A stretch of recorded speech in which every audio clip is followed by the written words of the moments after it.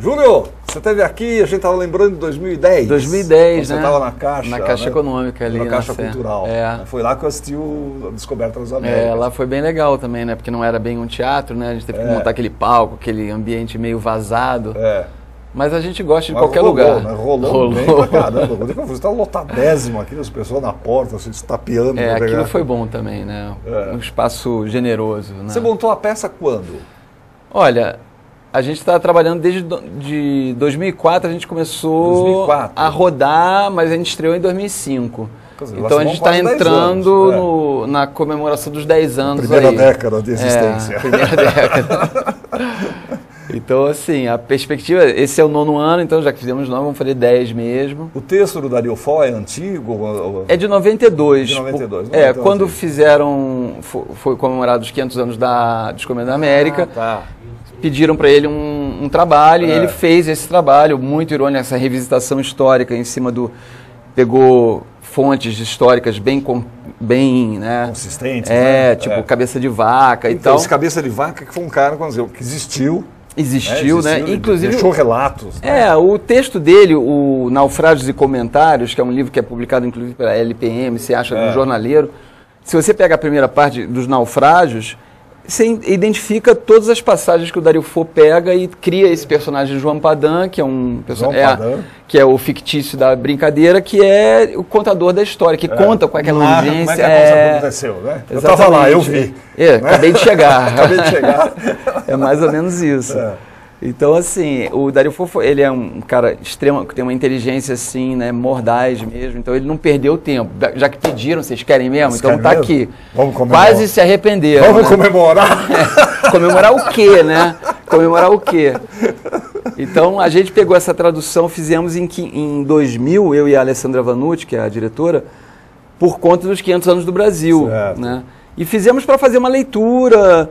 E, de fato, a gente só pegou para trabalhar mesmo como espetáculo em 2004, né? Que aí foi um momento que eu queria fazer um solo. Ela falou, pô, a gente tem aquele negócio lá, que a gente já fez uma brincadeira, já levantou, vamos fazer aquilo. Eu falei, pô, mas isso não é teatro, é muito sujo. Ela falou, não, é legal.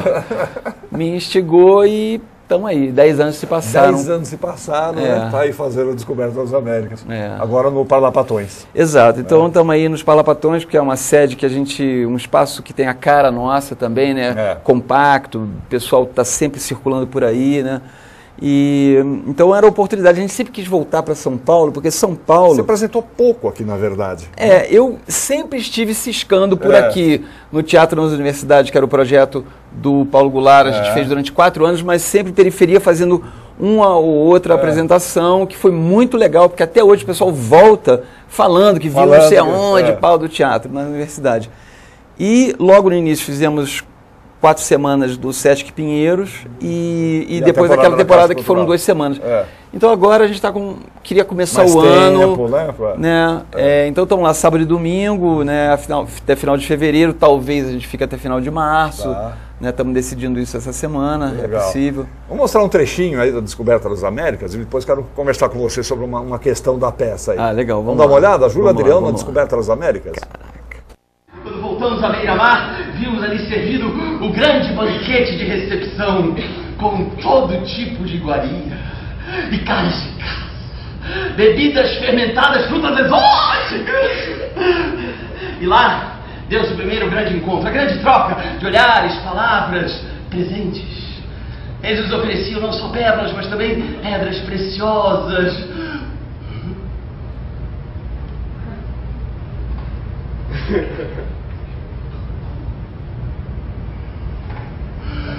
Pepitas de ouro!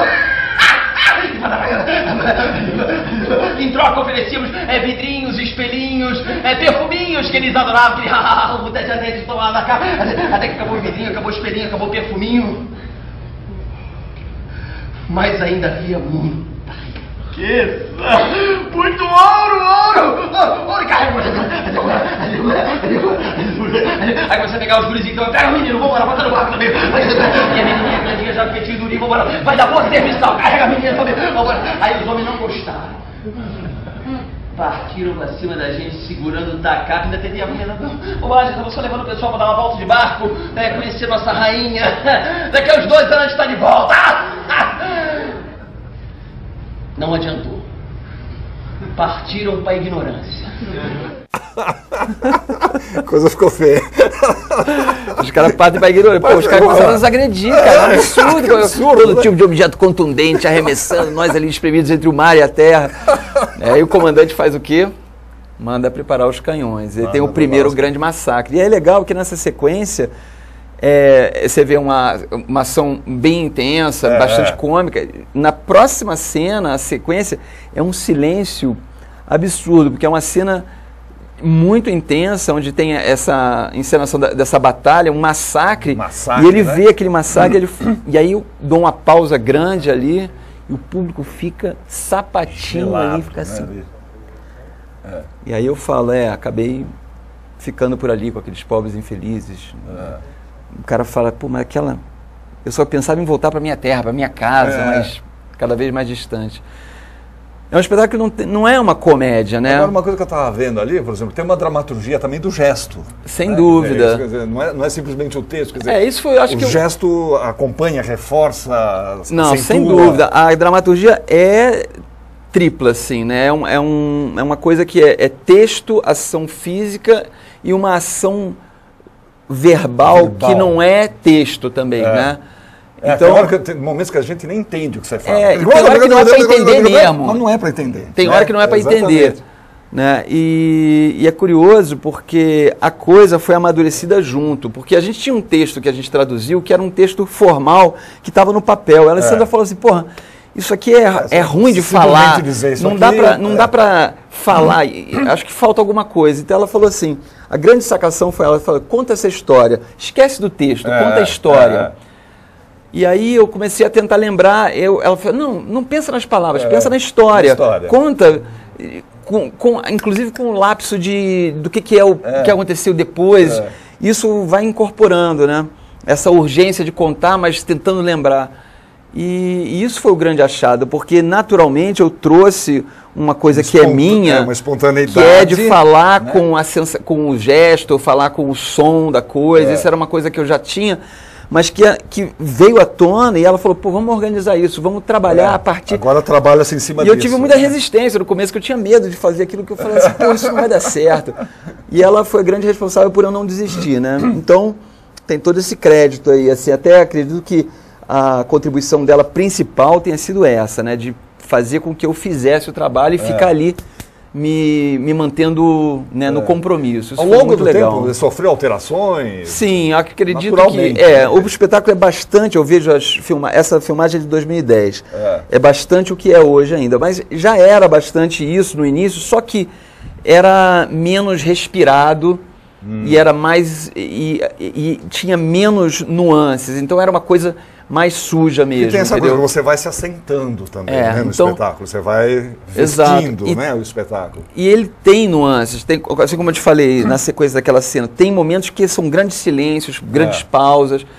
E até para eu poder fazer o espetáculo manter o espetáculo com uma qualidade, eu tinha que descobrir onde é que eu tinha que respirar, porque tem hora que eu vou no limite e eu tenho que respirar de novo para falar um texto reto depois de uma ação intensa, né? Então, foi um amadurecimento de como fazer, mas a estrutura já nasceu bastante bastante forte, né? Já era ela bastante... não permite mesmo que você saia muito, né? Não dá chance, né? Agora, é muito intenso, né, cara? Você deve sair extenuado. Mas o incrível é que eu aprendi a fazer o espetáculo, então eu sei onde que eu respiro, então eu acabo muito menos cansado do que as pessoas imaginam. Claro, tem um desgaste. Você já conhece a partitura, né? E eu tiro o ar-condicionado, né? Então isso aí as pessoas ficam... Eu aviso, por solicitação da ator, a gente tirou o ar-condicionado. Aí as pessoas, no verão, então, né? Mas depois eu peço desculpas, falo que é o nosso único efeito especial. E, de fato, o ar-condicionado mata. Você falando um texto desse, a garganta seca. A musculatura fica, entendeu? No limite ali de ser, né, ter uma contusão e tal. Então, é uma coisa assim, eu acabo suando muito mesmo, pela ação física. Mesmo, os refletores ali e tal. Mas não há esse...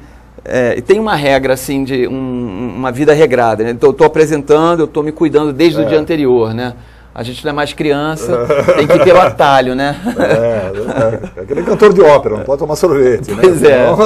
Então tem que se cuidar. Tem mais um trecho aí que eu acho genial, que ele vai falar sobre a Bíblia.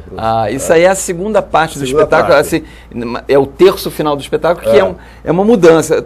Até então o espetáculo foi muito físico, e aqui é um espetáculo, é uma parte muito textual mesmo, onde o texto é fundamental. E ele faz a grande ironia, né, onde ele fala da catequese, de como explicar para os indígenas, né? Como é que eu vou explicar aquilo? Adão e Eva. Pois é, né? Como é que eram 12 homens seguindo um outro e sem mulher. Então vou mudar aqui para os caras entenderem. E não há de respeito. Na verdade, as pessoas que se horrorizavam e se saem às vezes por conta disso, que isso acontece, né? As pessoas saem porque acham que tudo de respeito.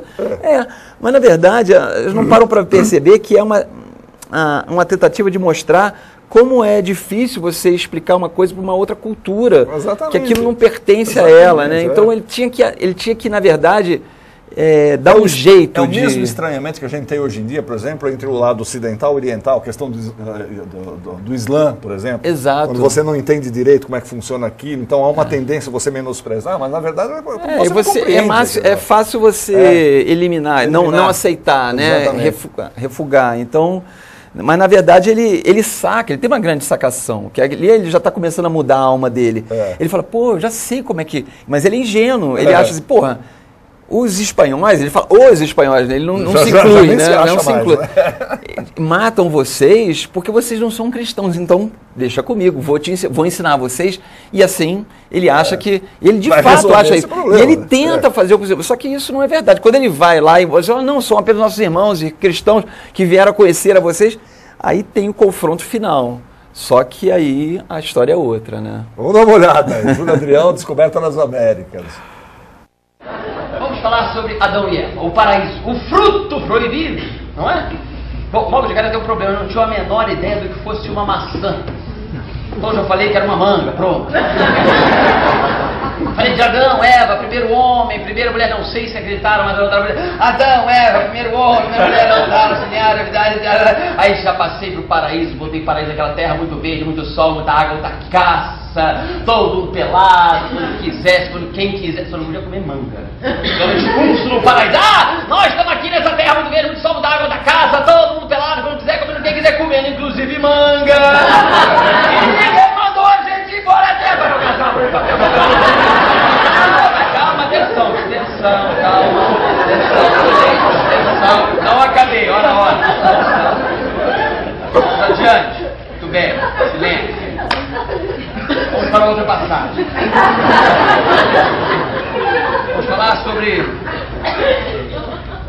Vamos falar sobre a Santíssima Trindade.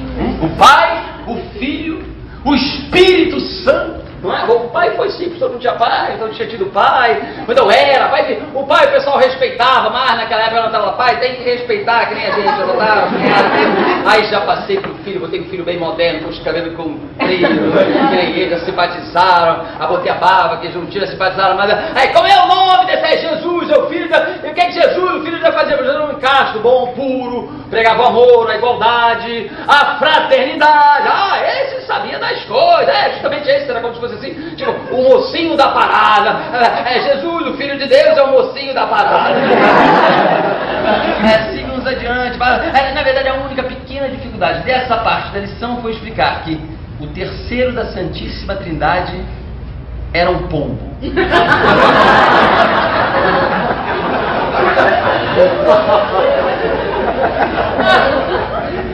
Pombo, bicho escroto, filho da puta, calma! Tirei o pombo, botei a Virgem Maria no lugar, ficou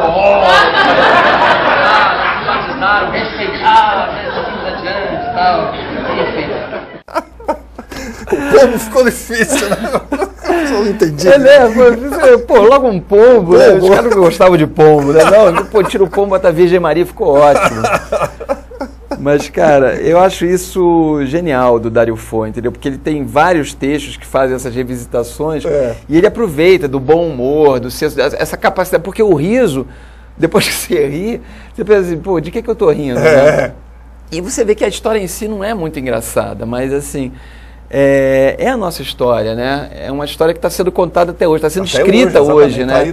Eu acho que isso explica, de certa forma, essa permanência do espetáculo em cartaz, em sendo muito requisitado por escolas, universidades, congressos, feiras de literatura, festivais, enfim. A gente continua tendo esse espaço, que eu acho que a gente fala de uma coisa que é muito atual. Exatamente. Né? E muito nossa, né? Nossa, né? Muito nossa. Exatamente. Você está fazendo sábados e domingos, Sábados e domingos. Sábado 21 horas, domingo 20 horas. Parlapatões ali na Praça Roosevelt. Praça Roosevelt, delícia, maravilha, 100 lugares, você está em casa, abraça todo o público ali, é uma delícia, uma delícia. É, porque a proximidade é legal também nesse espetáculo, não é? É legal que o público esteja muito legal, próximo a você. Eu me sinto assim, realmente, eu não tenho o que reclamar, cara, porque assim, são 10 anos fazendo uma coisa que eu adoro fazer, e cada dia que eu faço, eu tenho que... As pessoas falam, você não cansa de fazer? Eu falo, é sempre um dia novo, porque é um encontro novo, sabe? É igual, né? O teatro é sempre... As pessoas uma história... Não sei se consegue fazer tanto tempo uma coisa, né? Todo dia igual, mas não é igual. Não é igual, e é um desafio para mim manter a qualidade. Obviamente, para eu manter aquela qualidade, eu tenho que manter minha mobilização, meu estímulo. E o meu estímulo é justamente esse desafio. Quando começa, tem 5 minutos de espetáculo, eu já sei que público que tem. Quem é que tá se é um público duro, se é um público que é atento, mas não reage ao riso, ou se é um público esgarçado, que ri de qualquer porra. Aí tu já tem que segurar um pouco, senão o nego não te deixa contar a história. Né? E é muito legal isso. Então, assim, é muito vivo, muito, né? Então, essa é a maravilha, uma das maravilhas do teatro, né, bicho? Esse confronto ali, esse contato. Assim. Ele só acontece assim, né, cara? Quando o público entra e pum, aí você estabelece a relação, aí... E joga junto. Aí joga junto, é maravilhoso. Sábado às 21, domingo às 20. Às 20. Espaço Parlapatões, Praça Roosevelt, acho que é 162, se não me engano. Bom, é fácil de achar. Ali é fácil de achar. Inicialmente até final de 23. Tem mais essa semana e as 2 próximas, mas a gente está vendo se consegue ficar até o final de março. Final de março. Nesses mesmos horários. Júlio, parabéns, cara. Sucesso. Mais sucesso para você. Vou lá aparecer, novo, cara, todo mundo convidado. O espetáculo é os meninos aí. Imprescindível, precisa ver mesmo. Legal. Obrigado. Vamos lá.